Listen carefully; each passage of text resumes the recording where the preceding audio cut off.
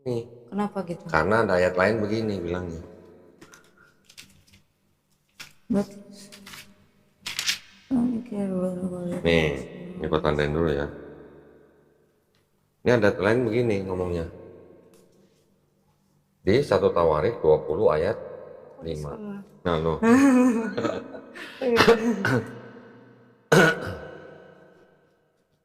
Ini ada kejelasan lagi error atau enggak? Ya, sebenarnya gini, kurang lebihnya gini. Gimana? Jadi, yang di sini menerjemahkan dari manuskrip yang berbeda dengan yang di sini. Oh, kenapa? Dia menjemahin dari Iya, mana? jadi kalau yang ini menerjemahkan dari Septuaginta, kalau yang ini menerjemahkan dari yang apa ya, kalau nggak salah yang Greek atau apa gitu. Hebrew apa gitu, lupa gue sebentar. Oh, beda yang jadi buku terjemahannya beda berarti. Sumbernya beda. Sumbernya beda. Oh, gitu. Hmm. Kalau yang ini menerjemahkan dari ini dari Masoretik, Masoretik. teks Masoretik berbahasa Ibrani yang sudah ada tanda bacanya. Kalau Yang ini. yang ini dari Biblia Hebraika, juga bahasa Ibrani juga. Tapi sumbernya berbeda. Nanti kalau perjanjian barunya, yang ini dari Textus Receptus, yang ini dari Novum Testamentum Grace, gitu, yang pakai Nestle Aland. Jadi begitu banyak manuskrip, yang ternyata isinya berbeda-beda. Iya lagi. Tapi yang diikuti oleh gereja yang ini. Yang di gereja Indonesia, Yang gereja Indonesia. yang di gereja di Amerika, di Eropa yang ini. Oh, beda. Bukannya kalau Kristen bisa Ya satu kalau orang sono kan nggak tahu bahasa Indonesia. Ini kan hanya terjemahan. terjemahannya doang. Iya. Dari tadi mukanya. Baru kali ini ada orang Kristen datang sini ngeliat Bible-nya begitu mukanya. Bible-nya sendiri begitu ternyata. Oh ya, jadi di dalam sebuah kitab suci boleh nggak ada hal seperti ini? Nah, kalau mau disebut sebagai holy, gitu. Harusnya enggak sih? Enggak dong. Gitu. Enggak boleh. Iya. Duh. Mau lagi. Boleh. Ini kan angka-angka lah ya. Nanti yang berurusan dengan tempat juga ada. Hah? Kok bisa tempat dibedain? Kan kalau tempat kan bahasa Inggris sama bahasa itu sama. Baca dulu nih. Ini yang pasal ayat terakhir sebelum pasal 5. Oh, dan ia memberitakan Injil dalam rumah-rumah ibadat Yudea. Lukas.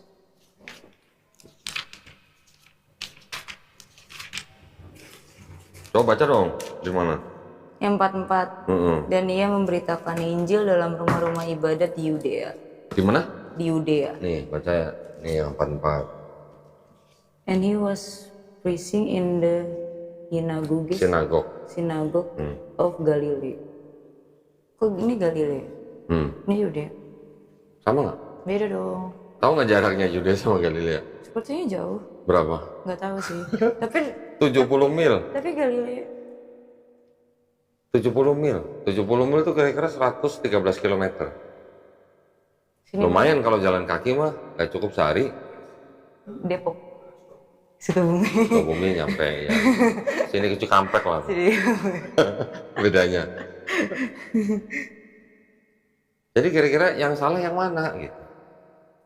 Gua nggak nanya yang bener ya, yang salah yang mana? Yang salah. Kan nggak mungkin dong, dua-duanya bener nggak mungkin dong. Nggak mungkin. Pasti ada salah yang satu. Ya kan?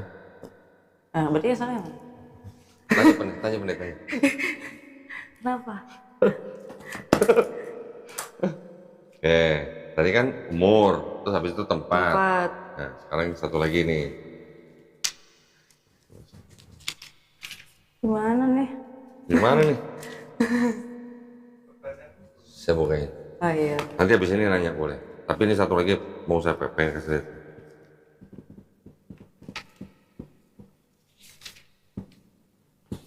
Yang kuning, coba baca. Dan terjadi lagi pertempuran melawan orang Palestina di Gob. Elhanan bin Yare Oregim, orang Bethlehem itu menewaskan Goliat. Menewaskan siapa? Goliat. Goliat.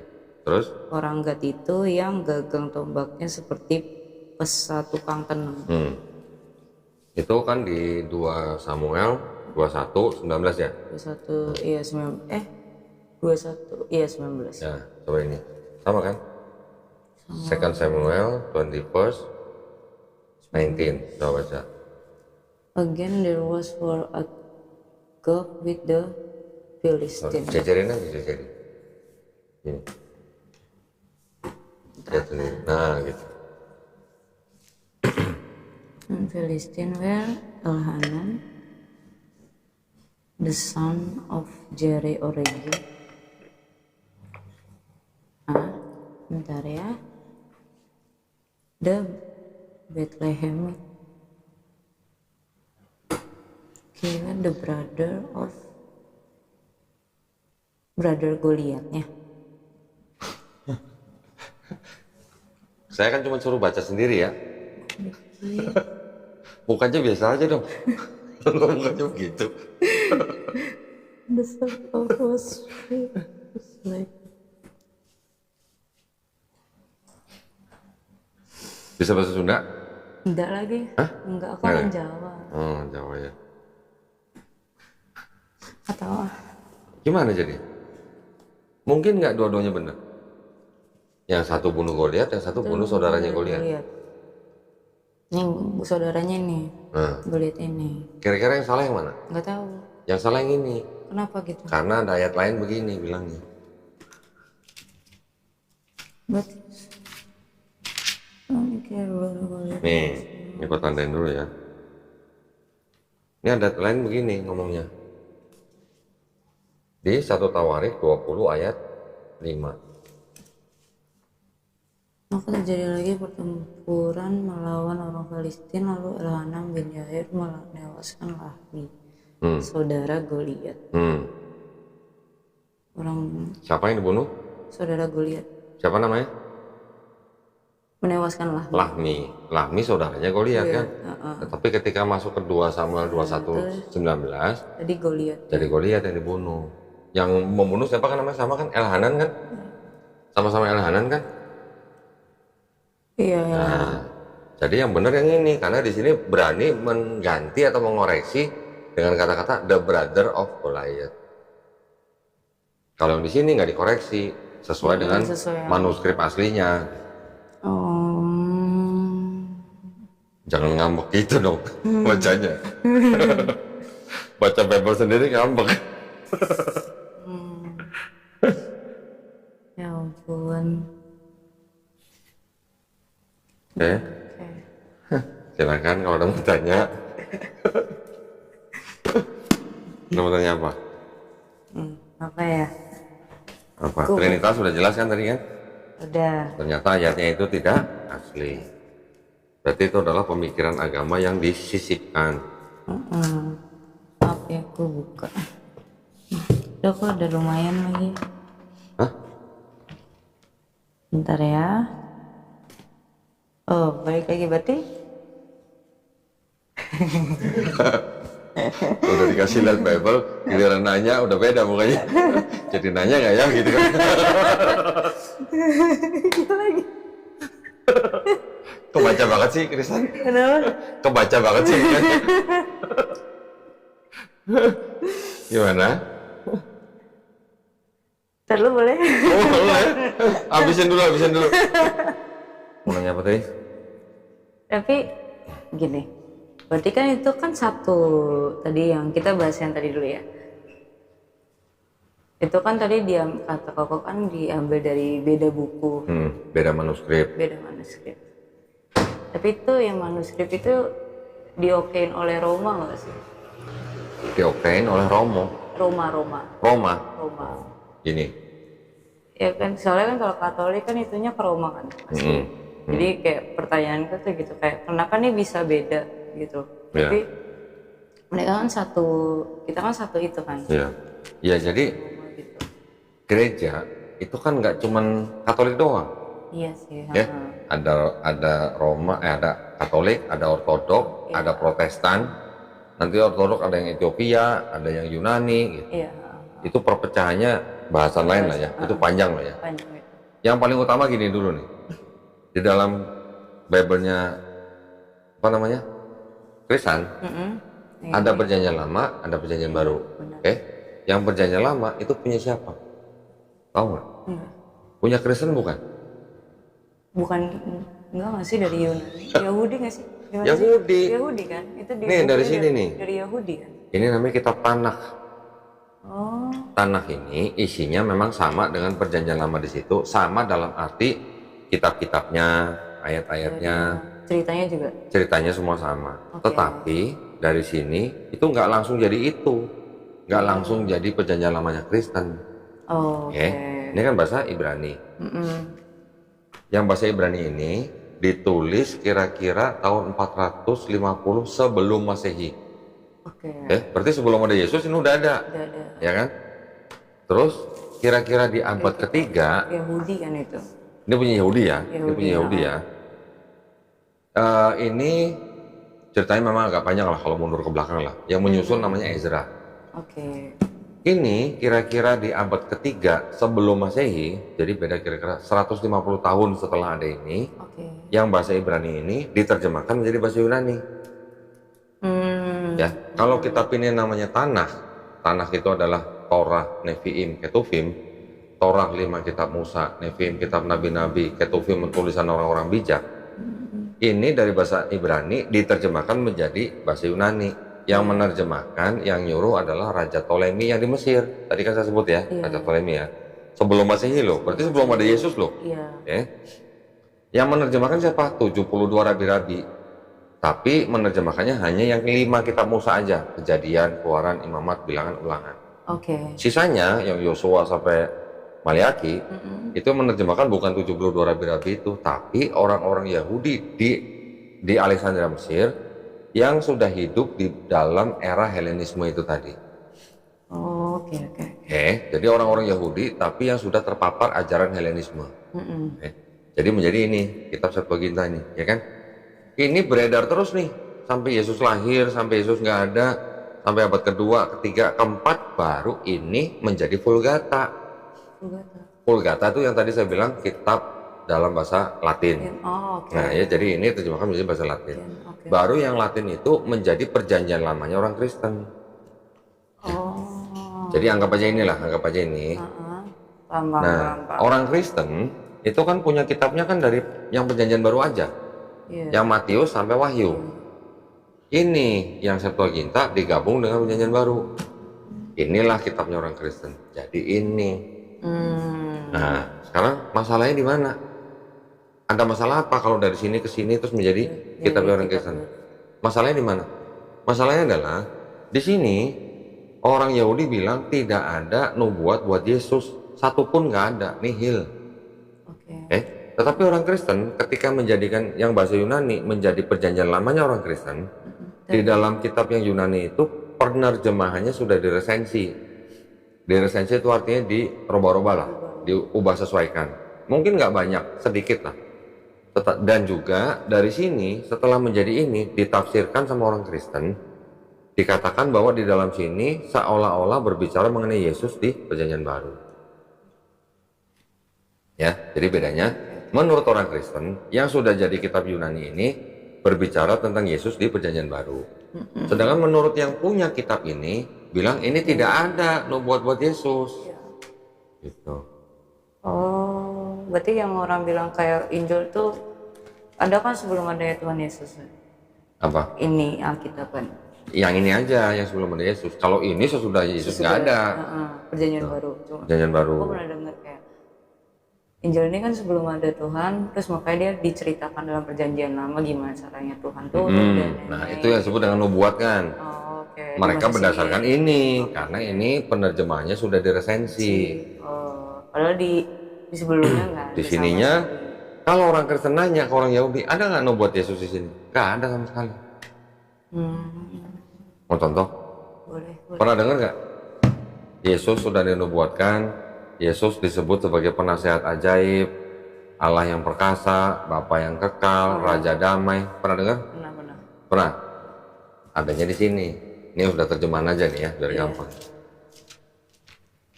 Nanti ini bukti nyata ini.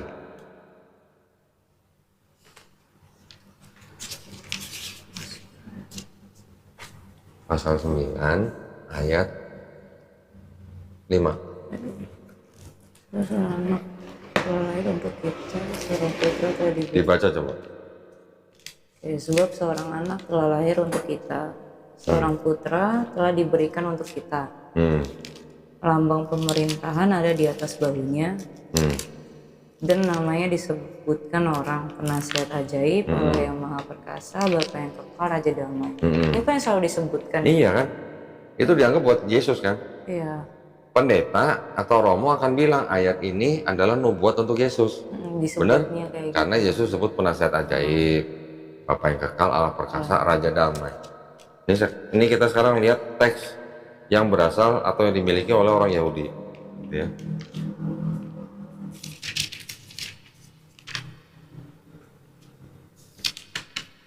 Nih.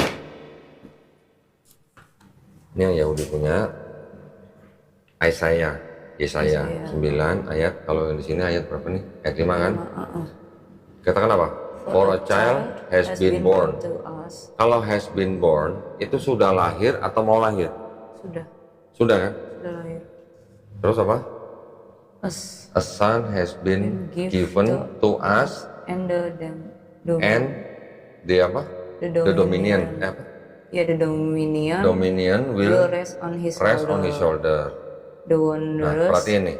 The wondrous advisor, mighty God, eternal Father, called. Siapa? Ezekiel. Hezekia ini siapa? Raja Hezekia. Raja Israel. Namanya Hezekia. Memanggil Hezekia apa? Name kan? Name Shalom. Atau apa? Prince Raja of Peace. Raja damai. Coba diperhatikan apa namanya? Penerjemahannya. Kira-kira penerjemahannya sama nggak? Anggap aja yang nama Hezekia itu nggak ada. Kira-kira sama nggak penerjemahannya dengan ini? Sebentar ya. Nah, ini belajar bahasa dikit nih. Seorang anak telah lahir. Sanggup.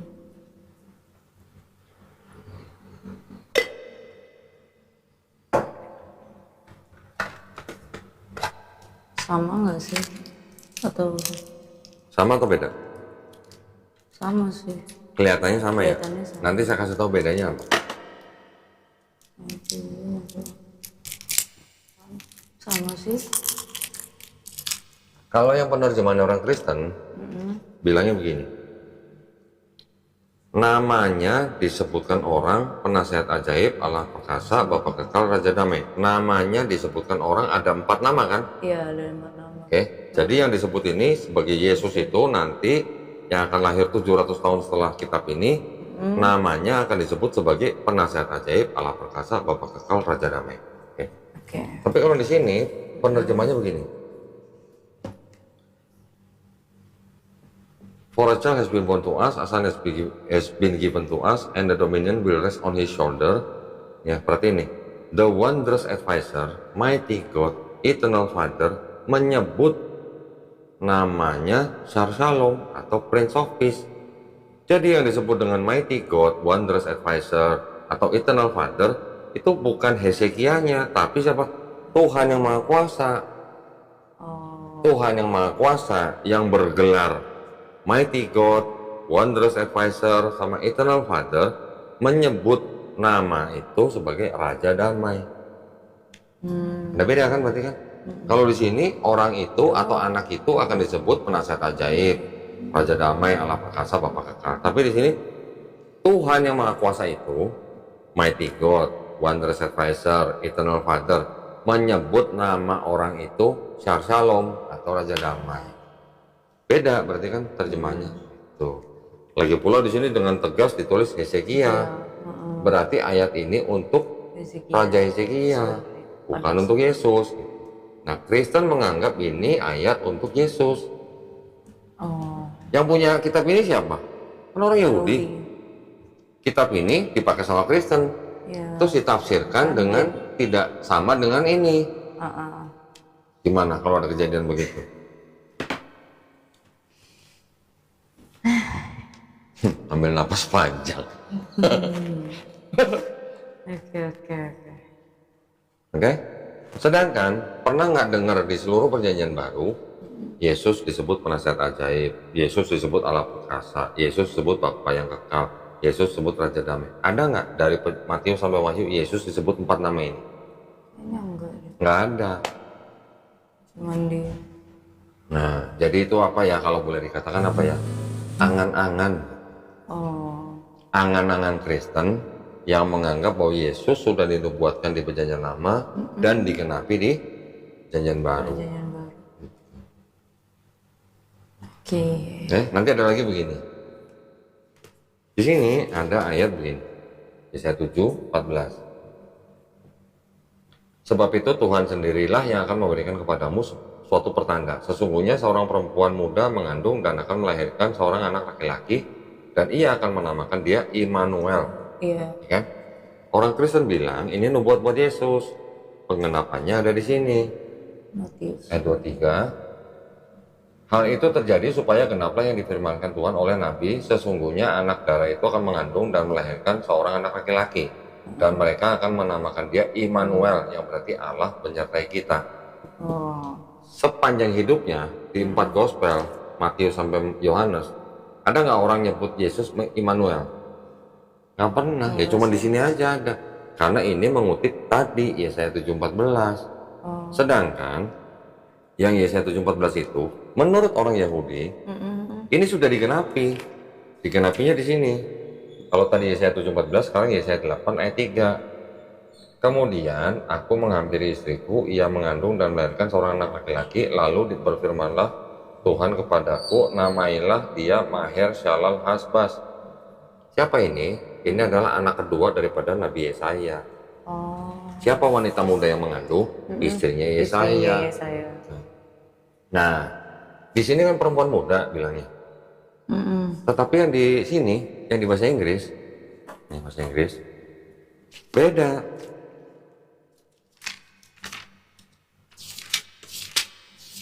Yang di bahasa Inggris di sini, Yesaya 7 ayat 14, Thus say the Lord God, 14.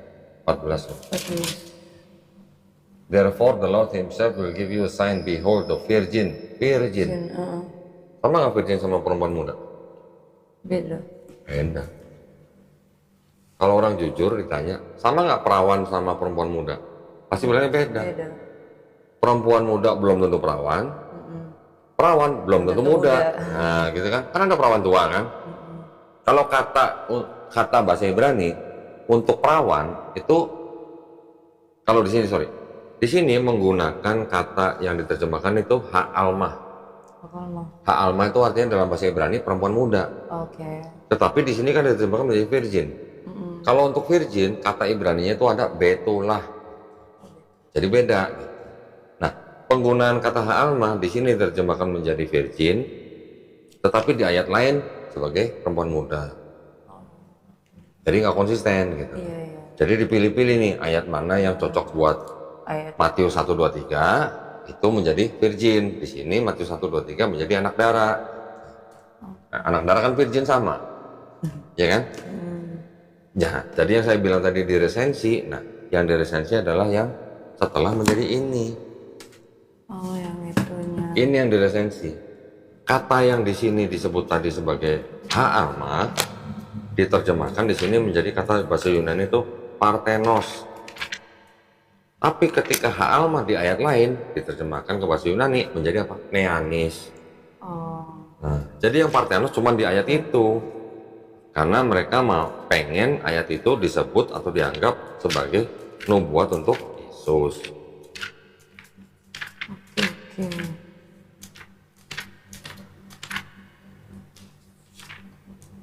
Berarti nanti nih kan virgin nih. Yesaya 7 ayat 14 kan virgin kan. Di sini tulisannya apa nih? Parthenos. Nah ya, di ayat lain saya bisa tunjukin di Keluaran 2 ayat 8. Di sini kata yang sama, jadi young woman. Di sini jadi neanis. Nah, jadi kata parthenos tadi adalah pilihan daripada bapak-bapak gereja pada saat meresensi ini. kata-katanya ya. kata-katanya. Supaya apa? Supaya sama dengan Matius 1 ayat 23. Oke. Nah, itu sejarah daripada kitabnya orang Kristen. Jadi yang Perjanjian Lama itu sebenarnya bukan punya orang Kristen. Yahudi. Bukan orang Kristen yang nulis. Yang nulis adalah orang-orang Yahudi jauh sebelum ada Yesus. Setelah menjadi kitab ini, baru ditambahin dengan kitabnya orang Kristen, khusus yang Perjanjian Baru, barulah ini menjadi kitabnya orang Kristen. Makanya that's why Kristen Jadi, lebih banyak. Jadi kalau ini dikasih ke orang Yahudi suruh baca nih, mau nggak? Nggak mau, buang. Gitu. Aslinya tuh begitu. Oke. Tapi benar nggak sih? Kok kayak ada Injil Barnabas yang ada Injil Barnabas itu nggak dimasukin? Masukin ke sini? Enggak. Karena katanya Yang disebut dengan Injil Barnabas, saya terpaksa nyebut Injil Barnabas nih. Sebenarnya bukan Injil yang menurut saya. Oke. Yang disebut dengan Gospel of Barnabas itu ada 3. Ada Epistle of Barnabas, ada Acts of Barnabas, baru nanti ada Gospel of Barnabas. Kalau Epistle of Barnabas abad kedua, Acts of Barnabas abad kelima, Gospel of Barnabas abad ke-16. Coraknya udah jauh banget ya. Yang disebut dengan yang Acts of Barnabas, Gospel of Barnabas yang di abad ke-16 itu sebenarnya adalah terjemahan. Oke. Terjemahan daripada yang disebut dengan Gospel, tapi yang nulis bukan orang Kristen. Dipercaya yang nulis adalah orang Islam. Ya katanya isinya sama kayak di Quran, ya. Dikatakan bahwa Nabi Isa bilang nanti akan ada nabi yang akan datang namanya Ahmad. Kan mirip dengan Quran. Iya. Tapi di bukunya Gospel of Barnabas itu ternyata juga ada yang tidak sesuai dengan akidahnya orang Islam. Yang ditulis apa? Kalau yang di Gospel of Barnabas ditulisnya itu adalah yang Al-Masih itu bukan Isa tapi Nabi Muhammad SAW. Nah, kalau di Quran yang disebut sebagai Al-Masih kan Nabi Isa bukan Nabi Muhammad SAW. Gitu. Jadi kan tidak sesuai. Makanya saya tidak pernah mau pakai Gospel of Barnabas. Karena tidak sesuai. Kalau yang Epistle of Barnabas sama Acts of Barnabas itu memang tidak masuk dalam Bible. Karena dianggap itu adalah sebagai perjalanan orang yang namanya Barnabas yang dianggap sebagai orang yang soleh yang berteman dengan Paulus. Iya. Yang pertama kali ketika mereka tinggal di Antioquia selama setahun, Paulus dan Barnabas dan pengikut-pengikutnya disebut sebagai Kristen. Sempat bingung tuh pas baca. Jangan bingung, jangan mikirin tentang Gospel of Barnabas. Kalau di dalam Kristen menolak, Islam juga menolak kok. Islam juga menolak Gospel of Barnabas. Itu bukan bagian dari tradisi Islam gitu. Ditentang. Iya, kita juga tidak menerima Gospel of Barnabas itu. Bukan bagian dari Islam. Berarti waktu Yesus ada tuh dia ngajarin agama apa? Ini pertanyaannya bagus banget tuh. Sebagai orang Katolik nanya, jadi yang diajarin Yesus itu agama apa? Yesus nggak pernah ngajarin agama Katolik. Dia ngajarin kita buat percaya sama Allah kan. Nah, baca aja ya. Baca aja ya. Kan Yesus pernah dicobain nih sama iblis.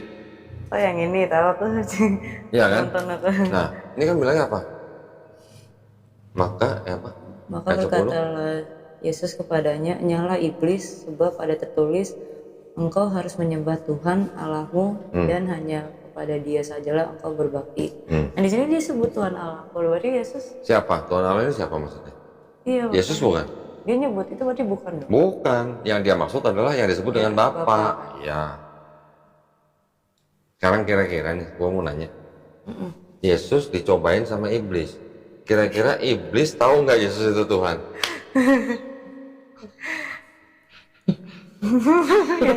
Sama lagi. Susah jawabnya pasti kan. Nanti pendeta bisa bilang itu Yesus lagi jadi manusia gitu. Iblis tahu nggak itu Tuhan lagi jadi manusia gitu. Kan dikejar terus. Iya makanya. Kalau nabi manusia dicobai iblis, wajar nggak? Karena dia kan emang manusia. Nabi. Ya. Nabi Ayub kan dicobain iblis juga. Nabi Yesus cobain iblis, kalau dia benar-benar nabi, wajar, kan? Tapi kalau iblis nyobain Tuhan, gimana sih? Emang bisa? Kan yang menciptakan iblis siapa? Tuhan sendiri. Tuhan sendiri. Masa iblis mencoba yang menciptakan dia, kan nggak mungkin. Ya. Nah, ini perintahnya Yesus waktu diuji nih. Suruh siapa? Nyembah Bapa. Suruh nyembah Yesus nggak? Enggak. Ke Tuhan Allahmu kan.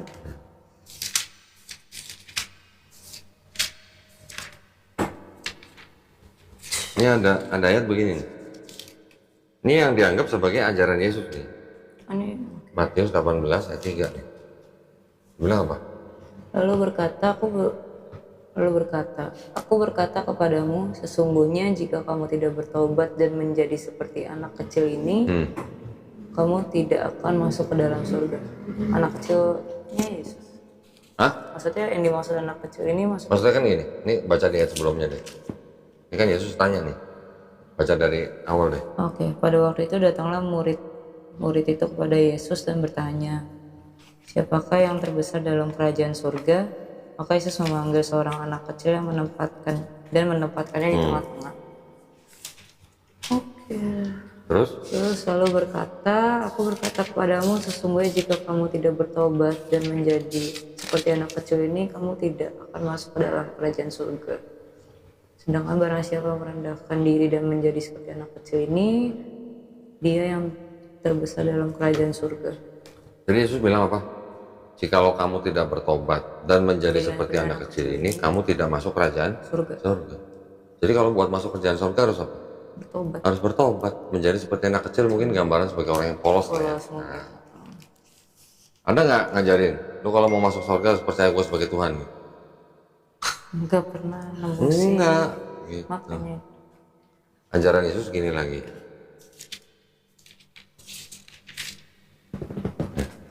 Cuma dua tiga nih. Ayat 1, 2, 3 lah. Maka berkata Yesus kepada orang banyak dan kepada murid-muridnya, katanya, ahli-ahli Taurat dan orang-orang Farisi telah menduduki kursi Musa. Sebab itu turutilah dan lakukanlah segala sesuatu yang mereka ajarkan kepadamu, tapi janganlah kamu turuti perbuatan-perbuatan mereka, karena mereka mengajarkannya tetapi tidak melakukannya. Jadi Yesus nyuruh orang-orang bangsa Israel untuk apa? Mengikuti ajaran Taurat. Ajaran orang-orang Farisi kan? Orang-orang Farisi itu mengajarkan Taurat. Disuruh mengikuti ajarannya tapi tidak mengikuti perbuatannya. Karena orang-orang Farisi dikatakan apa? Mereka mengajarkan tapi tidak melakukan. Yesus nyuruh orang mengikuti ajaran orang Farisi. Orang Farisi ngajarin Taurat. Berarti kan Yesus ngajarin orang-orang untuk mengikuti ajaran Taurat.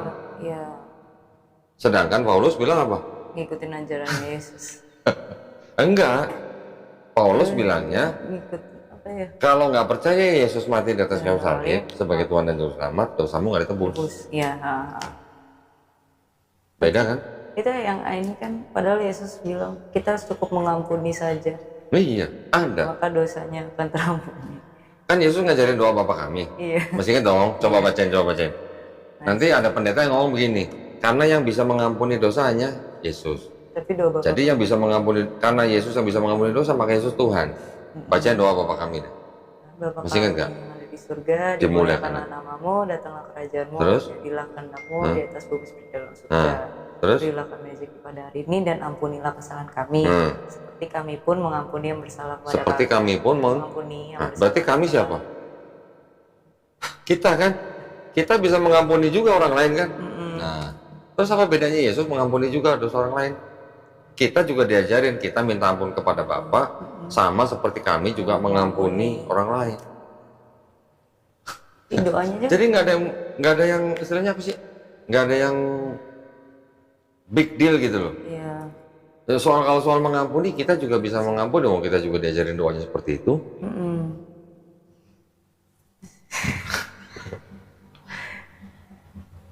Ya kan? Iya. Terus ada lagi pertanyaan. Coba. Kayak kan habis Yesus dicerita kan ada agama-agama lain nih, ya kan? Kayak maksudnya agama Katolik, Protestan dari Martin Luther, terus habis itu ada yang lain. Terus kayak misalnya ke Protestan deh, gitu. ketika protesan ada, Yesus membenarkan nggak sih atau ada memunculkan sabda nggak sih? Ya kan gitu? nggak ada Yesus Iya. waktu protesan muncul. Iya sih, Tahu maksudnya nggak kayak protestan muncul tahun berapa? Atau abad berapa? lupa lagi. Abad 16. Yesus sudah nggak ada di abad pertama. Ini abad 16 baru muncul protestan. Ya kan misalnya kan bisa aja muncul sabda yang kayak Nggak. digital itu habis itu kan kayak aku mikir kan kayak apa karena saking banyaknya agama yang muncul setelah Yesus lahir terus makanya muncul Nabi Muhammad atau gimana? Yesus adalah seorang Yahudi. Berarti dia pasti menjalankan hukum Taurat. Taurat. Berarti agamanya apa? Ya agamanya paling ibaratnya bisa dikatakan secara institusi Yahudi, tetapi secara keyakinan atau akidah, Yesus ngajarin Trinitas nggak? Enggak. Enggak. Ngajarin. Yang Yesus ajarin apa tadi kan? Sembahlah Tuhan Allahmu saja. Kamu harus berbakti dan menyembah Dia. Ikuti ajaran orang-orang Farisi, ajaran Taurat maksudnya. Kalau mau masuk kerajaan sorga, tobat. Iya. You know? Bener. Nah, sekarang gini, ini ada ayat begini nih ya. Ini yang dianggap mungkin sebagai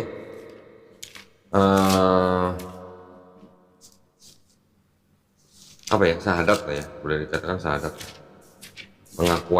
Pengakuan Yesus 17 ayat 3. Inilah hidup yang kekal itu ya. Hidup kekal maksudnya apa? Akhirat lah ya. Akhirat, Ya, terus yaitu mengenal bahwa mereka mengenal Engkau siapa engkau? satu-satunya Allah yang benar dan mengenal Yesus Kristus yang telah Engkau utus. Engkau siapa nih maksudnya?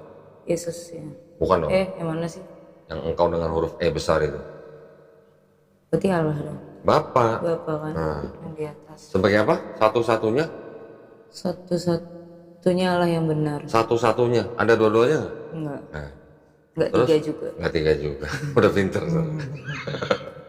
Terus habis itu apa? Dan mengenal Yesus Kristus yang telah Engkau utus. Berarti kan diutus oleh Bapa kan. Kalau utusan berarti apa? Nabi bukan? Ya Nabi. Gue sih nganggep itu ya. Bener dong, utusan itu ya Nabi kan? Nabi. Sekarang ada bilang begini. Ayat 16. 16. Aku berkata kepadamu, sesungguhnya seorang hamba tidaklah lebih tinggi daripada tuannya, ataupun seorang utusan daripada dia yang mengutusnya. Ya berarti benar Nabi. Jadi seorang utusan tidak lebih tinggi daripada yang mengutus kan? Gimana ceritanya kalau begitu? Sedangkan Yesus ngaku Nabi nggak? Kenapa? Yesus sendiri di Bible, Yesus ngaku sebagai Nabi nggak? Jadi yang diutus kan soalnya oleh Allah. Ya itu ya utusan. Tapi dia sendiri ngaku nggak kalau dia Nabi? Hah? Ngaku nggak sih? Ngaku. Nih ayat ini. Dia ngaku Nabi kan? 13 57 Markus ini. Matius 13 57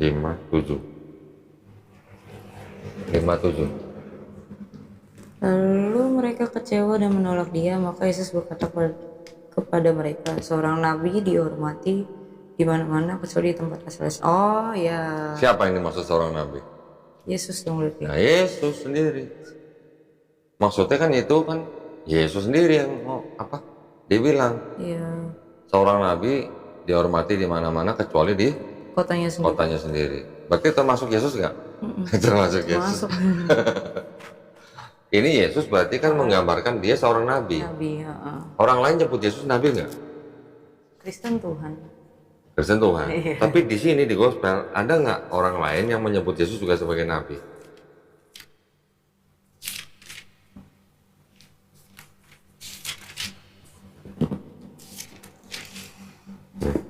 Hmm. 19. Kata perempuan itu padanya, Tuhan nyata sekarang padaku bahwa engkau seorang nabi. Nabi kan? Jangan bingung sama kata Tuhannya. Iya. Ya. Ini ada Bible yang ngomongin begini. Perjanjian baru. Ini juga sama perjanjian baru nih. Sama-sama LAI nih. Coba. Kata perempuan pada ya Tuhan, tentunya engkau adalah seorang nabi. Apa? Engkau adalah seorang Tuhan apa Tuhan? Tuhan. Ini? Tuhan. Sama nggak Tuhan sama Tuhan? Beda lagi. Beda Ini dong. ini LAI juga loh. Tuh. Oh iya. Ya. Ini juga LAI kan? Mm-mm. Sama-sama LAI, Tapi ayat beda. yang sama, yang satu Tuhan, Ya, satu Tuhan. Ini yang tadi kan 74. Ini 2023 nih, lihat nih. Beda lagi kah? Ini yang tahun terakhir nih, coba lihat baca. Kata perempuan itu pada Tuhan nyata sekarang. Tuhan apa Tuhan? Tuhan. Tuhan.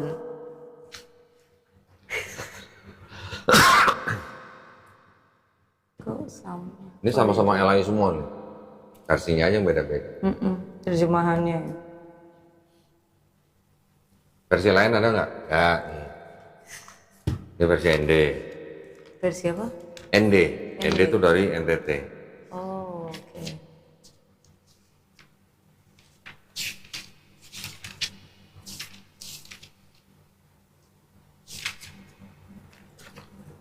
Ujar wanita itu Tuhan juga. Tuhan. Nyatalah Tuhan adalah seorang nabi. Tuhan juga. Tuhan juga. 3 lawan 1 nih. 3 Nah, orang Kristen nanti kan bilang begini. Iya. Yang Yohanes Ayat 13 ya. 19. Mereka biasa kasih ayat begini. Kamu menyebut aku guru dan Tuhan. Apa? Tuhan. Dan katamu itu Coba kita lihat yang ini. akulah guru dan Tuhan. Di situ Tuhan lagi. Ini apa? Kamu menyebut aku junjungan. Hah? Nah. Hah?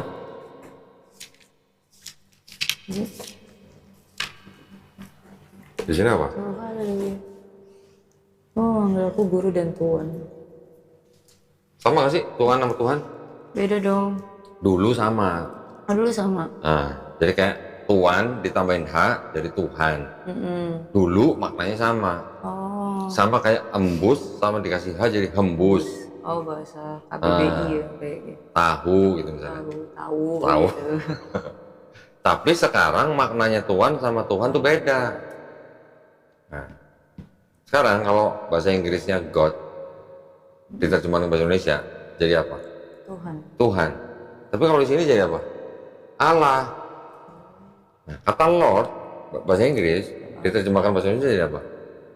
Lord. Tuhan. Tuhan. Tapi di sini jadi apa? Tuhan. Ya Tuhanku. Iya benar. Ya kan? Jadi kalau God harusnya jadi Tuhan, tapi yang Tuhan ini dipakai untuk yang Lord. Sedangkan God ini di bahasa Indonesia jadi Allah. Nah, sedangkan di bahasa Inggris ada nggak kata Allah? Nggak ada. Kenapa ada kata Allah di Bible? Kenapa? Hah?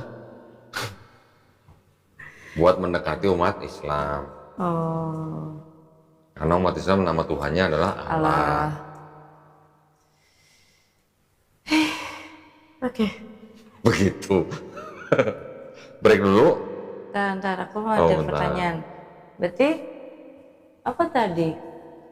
Ya kan, boleh bahas kayak yang mau ke Nabi Muhammad gak sih? Apa? Aku kepo tentang Nabi Muhammad ya.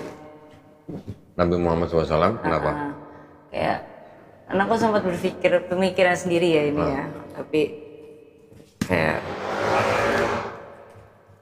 ini kan setelah Yesus kan banyak agama dong gitu kan. Yang tadi Setelah aku Yesus, bilang iya, kayak agama Kristen dan lain-lain. Iya.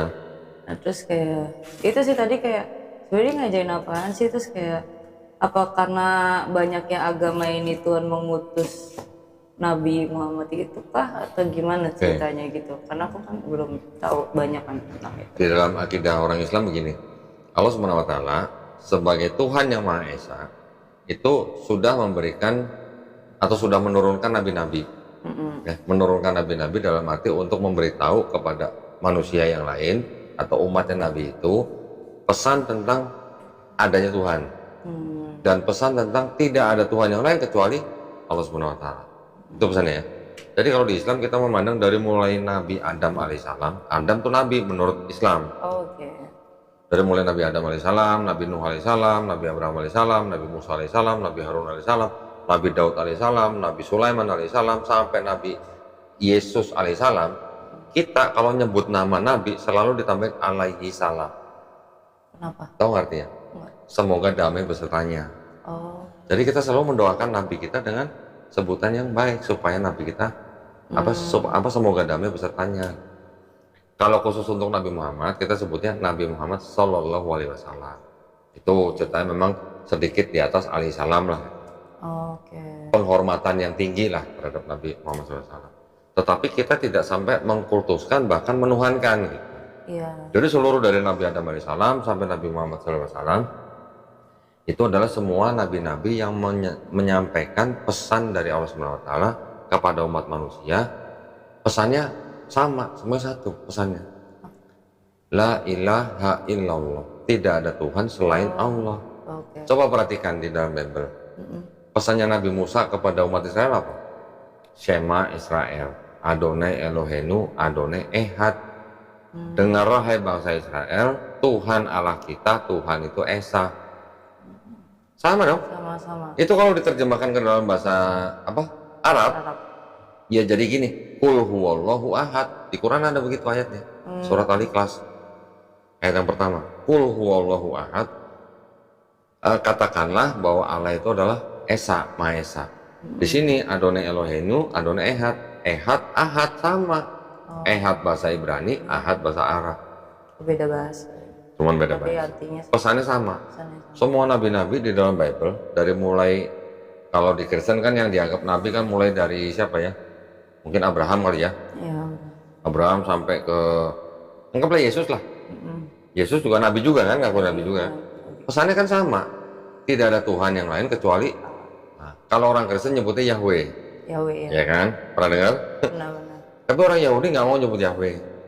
Apa? Karena di Yahudi itu mereka mengenal Tuhan itu punya 7 nama. Ya, 7 nama itu adalah Eloh, Eloah, Elohim, ya, kemudian El Shaddai, kemudian Yod He Vav He, pernah dengar? Belum. Ini. Terakhir baru Zebaot. Nah, yang dianggap paling kudus adalah yang Yod He Vav He. 4 huruf dalam bahasa Yunani, Yod He Vav He. 4 huruf ini disebut sebagai tetragrammaton, 4 huruf suci gitu. Orang Yahudi untuk menyebut itu nggak berani nyebut dengan sebutan macam-macam. Mereka tidak diperbolehkan menyebut nama itu dengan sembarangan. Yang boleh nyebut nama itu hanya imam yang besar, imam besar, Kohen Gadol. Itu pun hanya di dalam suatu upacara yang sangat sakral setahun sekali di dalam kemah perjanjian gitu istilahnya. Ya. Jadi orang Yahudi kalau mau menyebut yang 4 huruf itu, mereka menggantinya dengan sebutan Adonai. Adonai itu kalau dalam bahasa Arab itu artinya Rob. Nah, tahu lah ya Rob ya Tuhan artinya. Atau Hashem. Hashem itu artinya nama itu, sang nama. Jadi mereka nggak boleh sebut nama Yod-Heh-Vav-He dengan sembarangan, tapi mereka menggantinya dengan Adonai atau Hashem. Siapa yang menciptakan kata Yahweh? Orang Kristen. Baru di abad ke-16. Bukan Yahudi ya? Bukan, Yahudi tidak mau nyebut Yahweh, itu nggak mau. Yang menciptakan kata Yahweh itu adalah seorang Kristen bernama Jean Brardus di tahun 1567. Baru ada nama-nama Yahweh yang menggunakan bukan cuma orang Kristen aja, tapi juga orang termasuk orang Saksi Yehova juga pakai. Iya. Nah, orang Yahudi tetap nggak mau sebut Yahweh, nggak mau. Gitu ya. Nah, pesan-pesan semua yang sama itu di dalam Islam kami anggap sebagai apa? Sebagai pesan yang berasal dari satu pencipta. Karena sama sumbernya. Ya. Bahkan Yesus sendiri di dalam Perjanjian Baru di Markus 12:29 dia juga mengulang pesannya Musa. Oh iya. Kan dia ditanya, hukum apa yang terutama? Dia jawabnya kan apa? Dengarlah ya bangsa Israel, sama Adonai Elohenu, Adonai Ehad. Ayat 29.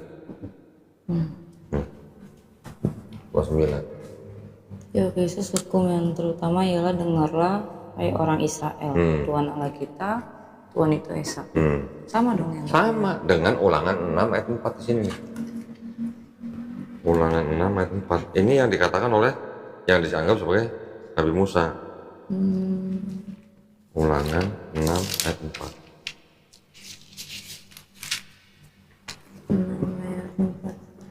Ini 4 ayat 4. Dengarlah ya orang Israel, Tuhan itu Allah kita, Tuhan itu Esa. Nah, sekarang kira-kira Abraham atau Nabi Abraham pernah nggak ngajarin Tuhan itu Trinitas? Nabi Musa pernah nggak ngajarin Tuhan itu Trinitas? Enggak dong. Nggak pernah. Tiba-tiba Kristen menjadi Trinitas. Nah, sekarang di dalam perjanjian lama yang sudah diambil oleh Kristen ini, yang dari Yahudi itu, kita bisa memahami sekarang konsep Tuhannya kayak gimana. Kan satu ini kan, Iya. Tuhan itu Esa.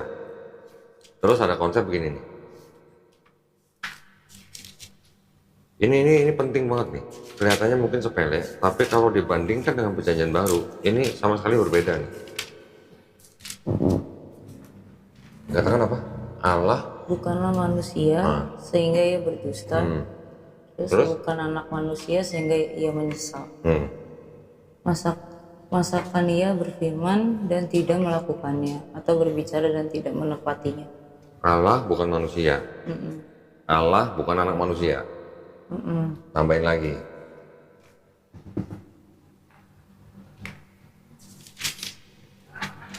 Ayat 6. Lalu malaikat Tuhan itu memberi jaminan kepada Yosua. Kok Zakaria? Sorry, Maliaki. Oh ya. Maliaki ya. 3 ayat 6. Baliknya. Iya. Oh, bahwasannya aku Tuhan tidak berubah dan kamu Bani Yakub tidak akan lenyap. Jadi Tuhan bukan manusia, Tuhan bukan anak manusia, Tuhan tidak akan berubah. Ya. Tiba-tiba di perjanjian baru Tuhan jadi Yesus. Nyambung nggak kira? Enggak lah.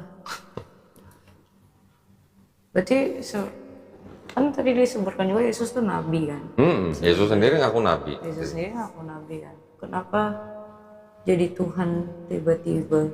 Nah, kalau mau dilihat atau mau dipelajarin kira-kira kenapa ya kok Yesus dianggap Tuhan oleh Kristen di perjanjian baru, gitu kan?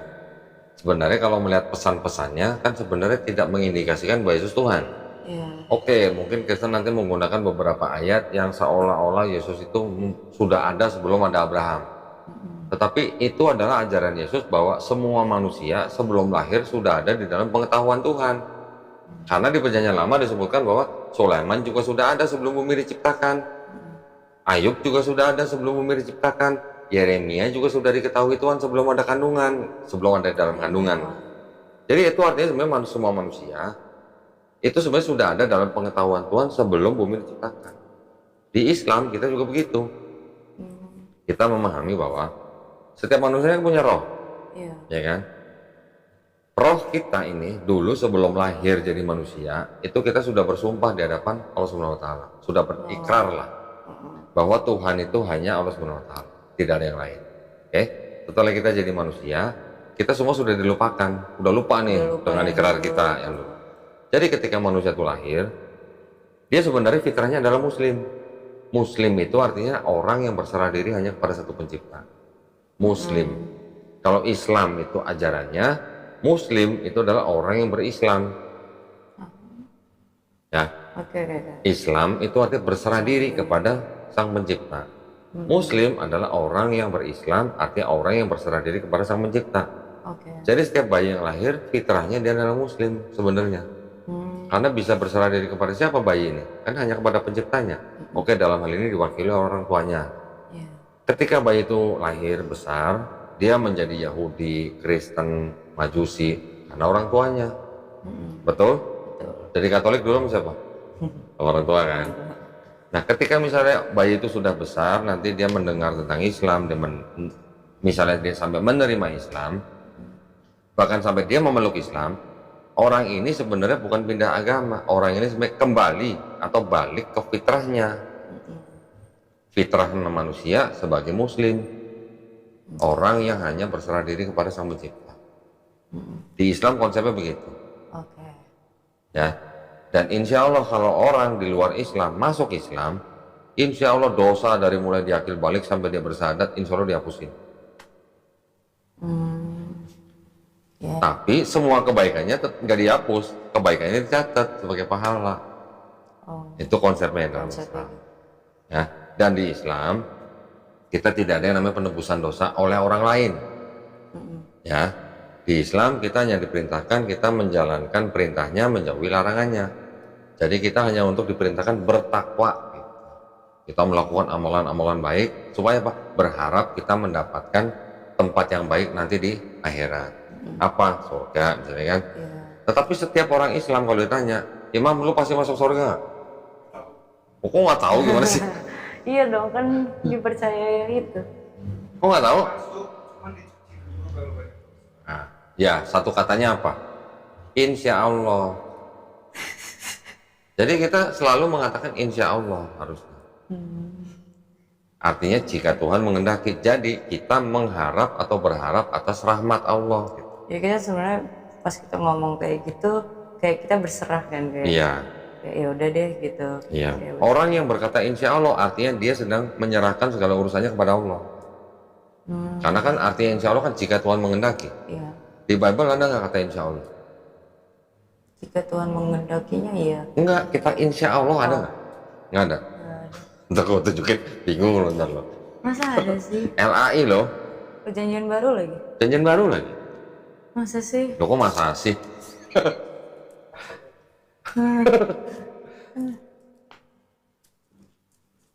Waduh, kok lecek ini? Ya, bukan aku loh. Ayat 15. Seharusnya kau berkata, Kaget ya. kami akan hidup dan akan berbuat begini atau begitu. Insya Allah. Berkata apa? Itulah pokoknya. Ada lagi yang Bible zaman dulu juga ada kata begitu nih. Ini terbitan 1916 nih.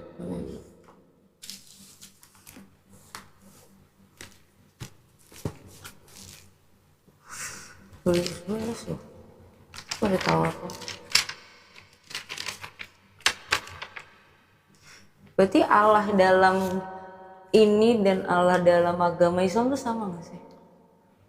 Kalau di dalam Bible, kata Allah itu sebenarnya bukan nama pribadi, Oke. tapi sebutan umum. Sebutan umumnya. Contoh Presiden Jokowi. Yang namanya yang mana? Jokowi. Jokowi. Presiden itu apa? Jabatan. Jabatan atau sebutan umum. Sebutan umum. Begitu juga di Bible. Kata Allah itu bukan nama, tapi sebutan umum. Sebutan untuk Tuhan yang Maha Iya. Esa itu. Emang udah tahu bedanya Allah sama Tuhan? Belum kan? Kan tadi saya jelasin di awal. Tuhan itu artinya sesembahan yang berkonotasi sang pencipta.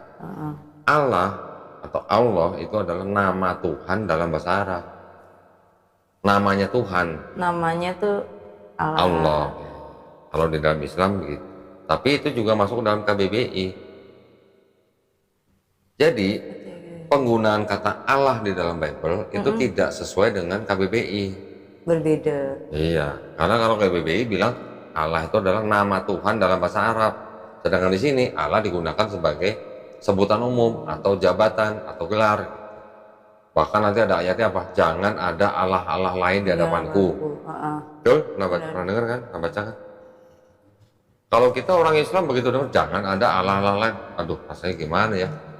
Itu nama gitu buat orang Islam. Kalau mereka malah sebutan untuk gelar. Jabatan. Karena Jabatan, ketika ditanya bedanya Allah sama Tuhan apa? Pada bingung. Iya, kayaknya aku. Pada bingung. Yang bisa jelasin nanti mungkin pendeta, dan itu juga asumsi sebenarnya. Karena penjelasan pendeta tidak sesuai dengan KBBI. Nah, Kristen Arab Iya. menyebut kata Allah itu untuk nama, bukan untuk jabatan. Yahudi Arab menyebut kata Allah juga sebagai nama, bukan sebagai jabatan. Mereka menerjemahkan yang 4 huruf tadi, Yod, He, Vav, He, ke dalam bahasa Arab menjadi kata Allah. Nah, jadi yang beda cuman Indonesia sama Malaysia doang. Oh, 2 negara. Cuman 2. Tapi di Malaysia juga nggak semua negara ya, nggak semua Nggak negara semua bagian. daerah. Nih, tahun berapa nih? Apa kata nih? Waduh.